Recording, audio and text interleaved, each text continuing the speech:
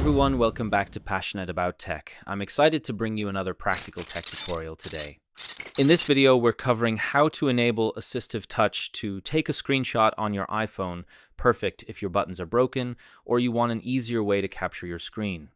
We'll go step by step to set it up, and I'll share some tips to avoid common issues. Alright, let's dive in. First, open the Settings app on your iPhone. Scroll down and tap Accessibility. Then tap Touch under the Physical and Motor section. Next tap AssistiveTouch at the top. And toggle it on, you'll see a small gray button appear on your screen. Now let's customize it to take a screenshot. Tap Customize Top Level menu. Then tap one of the icons, like the star, to change it.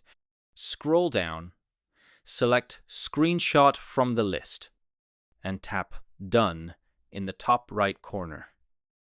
To test it, go to any screen tap the AssistiveTouch button, then tap the screenshot icon. Your iPhone will capture the screen without using the buttons. One tip: if AssistiveTouch doesn't appear, restart your iPhone. Sometimes a reboot fixes the issue. That's it for today's tutorial. If you found this helpful, please hit that like button and subscribe to Passionate About Tech for more awesome tech tutorials. Your support encourages me to keep creating content like this, so don't forget to click that subscribe button and turn on notifications. Let me know in the comments how AssistiveTouch worked for you. I'd love to hear. See you in the next video.